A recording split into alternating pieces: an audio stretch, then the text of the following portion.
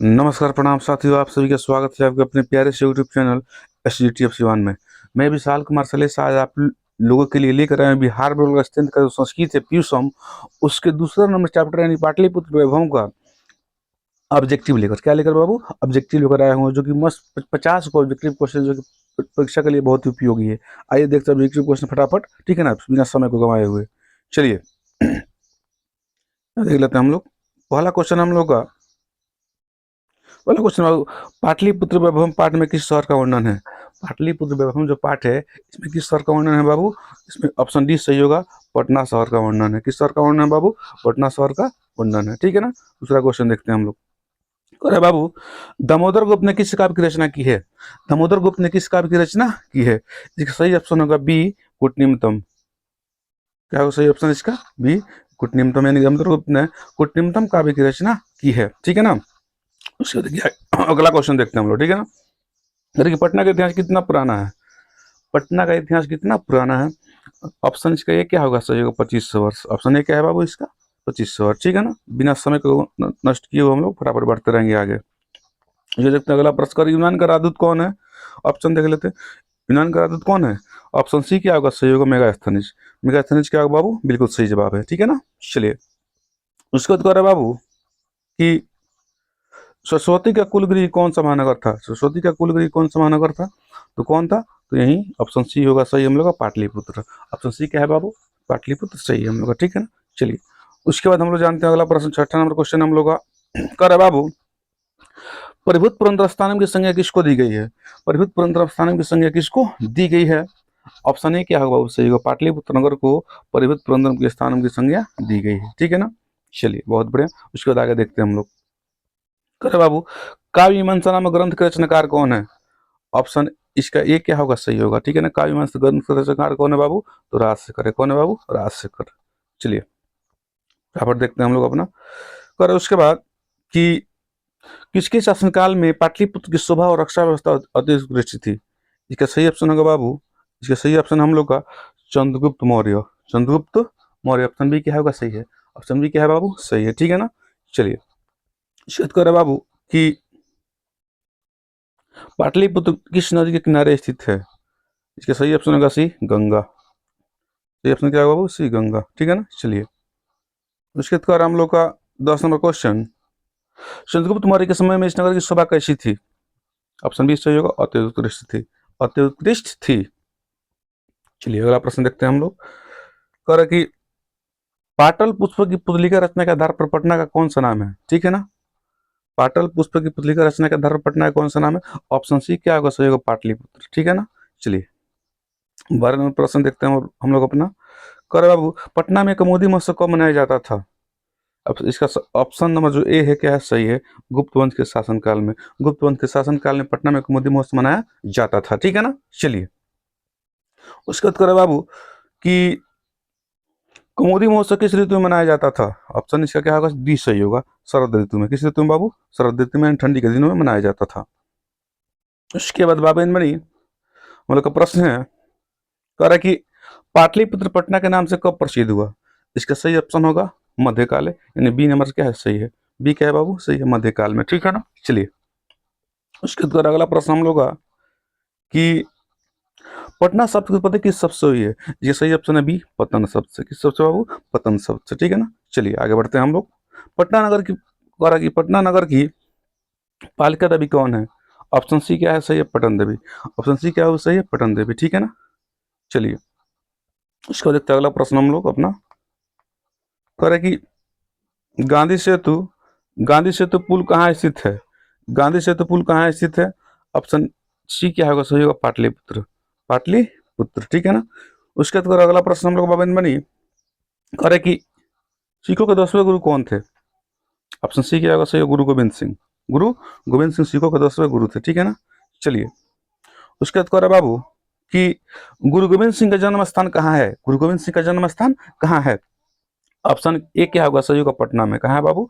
पटना। ये होगा ऑप्शन सही है यहाँ पर, ठीक है ना।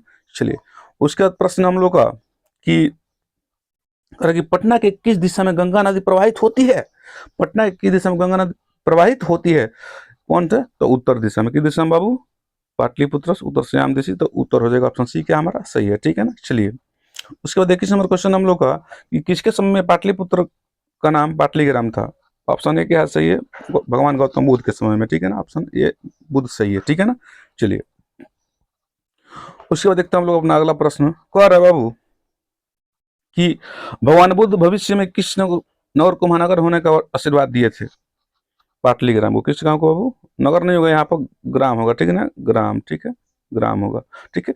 पाटलीग्राम को क्या आशीर्वाद दिए थे कि फ्यूचर में क्या होगा, भविष्य में महानगर होगा, ठीक है ना। चलिए बहुत बढ़िया, आगे बढ़ते हैं। जो भी दिक्कत आप लोग कमेंट करके पूछ सकते हैं, ठीक है ना, बेशक मेहनत करते रहिए।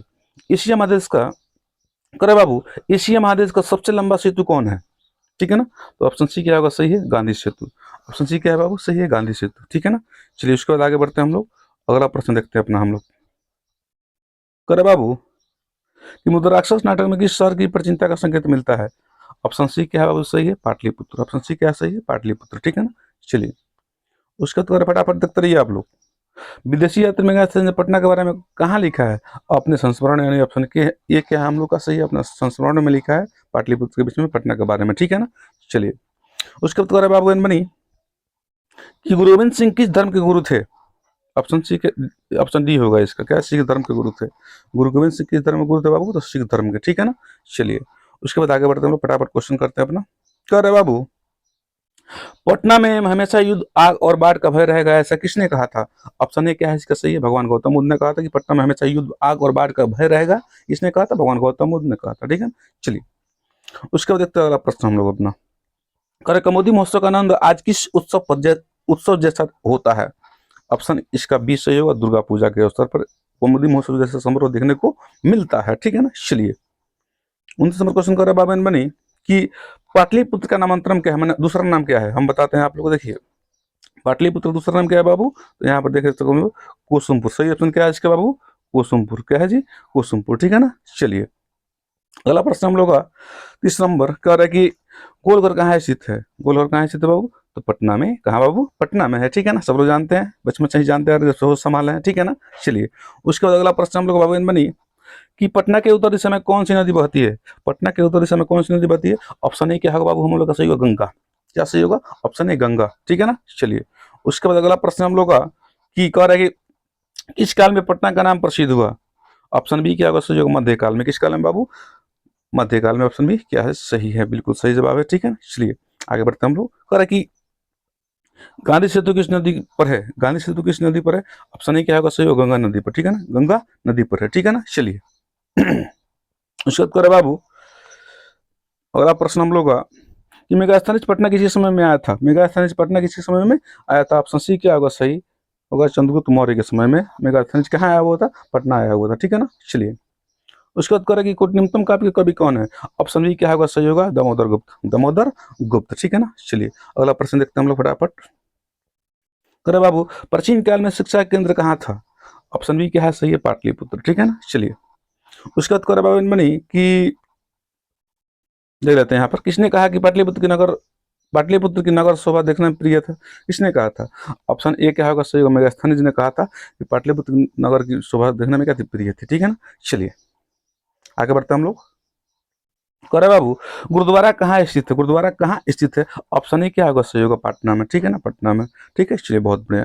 करे उसके बाद कि राजशेखर की रचना कौन सी है। राजशेखर की रचना कौन सी है, ऑप्शन ए क्या होगा बाबू सही होगा, काव्य मीमांसा, काव्य मीमांसा, ठीक है ना। चलिए उसके बाद करे बाबन बनी, ध्यान दीजिएगा, उसके बाद कह रहा कि कौमुदी महोत्सव किस वंश के शासनकाल में प्रचलित था। ऑप्शन बी क्या होगा सही, गुप्त वंश के शासनकाल में। किस शासनकाल में बाबू, गुप्त वंश के शासनकाल में कौमुदी महोत्सव बहुत ही प्रचलित था, ठीक है ना। उसके बाद करें 41 नंबर में बाबू पाटलिपुत्र का प्राचीन नाम क्या है। ऑप्शन है कुसुमपुर, पुष्पपुर, पाटलीग्राम। इसमें क्या होगा, डी नंबर ऑप्शन होगा, सभी का सभी होगा, ठीक है ना। उपयुक्त सभी, कुसुमपुर भी था प्राचीन नाम, पुष्पपुर भी था, पाटलीग्राम भी था, ठीक है ना। तो उपयुक्त सभी, ऑप्शन डी क्या है इसका सही है, ऑप्शन डी क्या है बाबू इसका सही है, ठीक है ना। चलिए उसके बाद 42 नंबर क्वेश्चन, पटना के मुख्य दर्शनीय स्थल कौन कौन से, ठीक है ना। आइए देखते हैं इसमें, पहला है संग्रहालय, उसके बाद क्या उच्च न्यायालय, गोलघर है। इसका सही आंसर क्या होगा, उपयुक्त सभी, डी नंबर होगा, उपयुक्त सभी। संग्रहालय भी, उच्च न्यायालय भी और गोलघर भी कहाँ भी है, सब पटना में है, ठीक है ना। चलिए आगे बढ़ते हैं हम लोग बिना समय को नष्ट किए हुए। कह रहा है सिखों के लिए पटना शहर क्यों महत्वपूर्ण है। ऑप्शन बी क्या होगा, सही होगा, क्योंकि यहाँ गुरु गोविंद सिंह का जन्म स्थान है, इसलिए सिखों के लिए पटना शहर क्यों क्या है बाबू, महत्वपूर्ण है। ठीक है ना, चलिए उसके बाद कह रहा है बाबू अस्थि महितल तिलकम किसे कहा गया है। ऑप्शन बी क्या होगा, सही होगा, ऑप्शन बी क्या होगा बाबू, ऑप्शन बी क्या होगा, सही होगा हम लोग का। ठीक है ना, अस्थि महितल तिलकम यहाँ पर तो रहेगा। ठीक है ना, थ के बदले तो रहेगा। ठीक है, चलिए किसे कहा गया, तो पाटलिपुत्र को कहा गया। ठीक है ना, चलिए बहुत बढ़िया, कोई भी दिक्कत हो आप लोग पूछ सकते हैं। ठीक है ना, चलिए उसके बाद करे बाबू अगला प्रश्न हम लोग देख लेते हैं। यहाँ पर यहाँ ध्यान से देखते हैं। ठीक है, कह रहे कि पाटलिपुत्र की शोभा किसके शासनकाल में समृद्ध थी।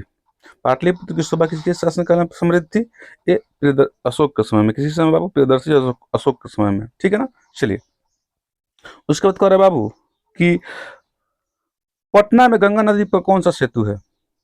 ऑप्शन बी क्या होगा, सही होगा, महात्मा गांधी सेतु।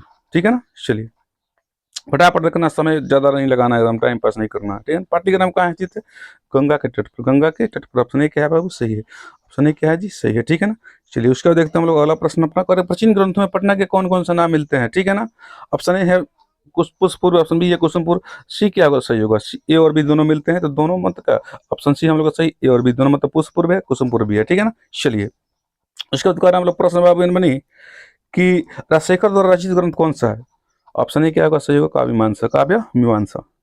50 नंबर क्वेश्चन कर रहा है पटना नगर का विकास किस काल में अत्यधिक हुआ। ठीक है ना, पटना नगर का विकास किस काल में अत्यधिक हुआ। ठीक है ना, इसको देखते हैं हम लोग। चलिए कर रहा है ना,